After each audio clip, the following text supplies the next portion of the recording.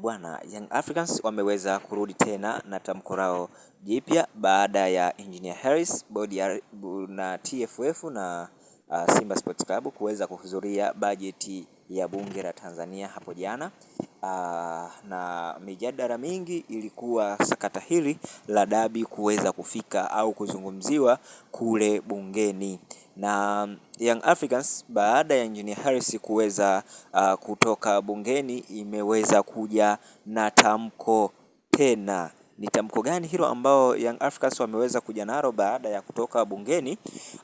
Ni tamko linalohusu dabi ya Kariakoo, kwamba Young Africans wameweza kutoa taarifa yao nyingine ya kwamba wao kama Young Africans hawako tayari, na tena wamesisitiza hawako tayari kupeleka timu tarehe 15 ya mwezi wa sita kwenye mchezo huo uliopangwa na bodi ya ligi mpaka pale ambapo bodi ya ligi na TFF watakapotoa majibu ya uchunguzi ambao walioufanya tukio lililotokea tarehe 7 kuamkia tarehe 8 ya mwezi wa tatu, ambapo dabi hiyo ilitarajiwa kuchezwa na iliahirishwa baada ya Simba kutoa taarifa ya kwamba hawatocheza mechi hiyo na bodi ya ligi kuweza kuiahirisha kweli hiyo mechi. Young Africans wamesema kwamba watakapopata mrejesho ya uchunguzi ambao wameuchunguza bodi ya ligi na TFF na vyombo husika ambavyo vilihusika katika kufanya huo uchunguzi, na kubainika mtu ambaye aliyesababisha hiyo dabi kuto kuchezwa na kuweza kupewa adhabu kali ambao anastahili, basi Young Africans watakuwa tayari kuleta timu uwanjani. Lakini kama bado majibu ya uchunguzi hayajatoka na hayakutolewa mpaka tarehe 15 ya mwezi wa sita, basi wao kama Young Africans hawapo tayari kupeleka timu uwanjani siku hiyo ya tarehe 15.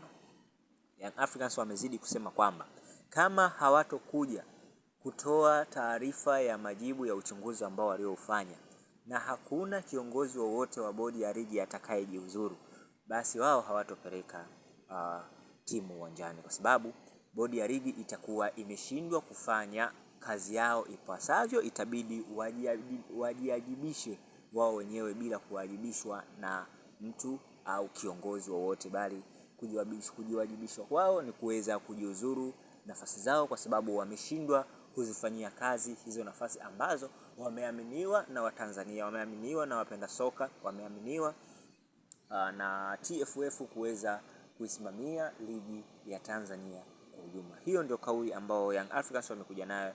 Wapo tayari kufungiwa, wapo tayari kupokonywa alama 15 na wapo tayari kushushwa daraja pale bodi ya ligi isipokuja na tamko la uchunguzi ambao watakaofanya. Ina maana kwamba wao hawapo tayari kupeleka timu kama bodi ya ligi haitokuja na majibu ya uchunguzi ambao wameufanya.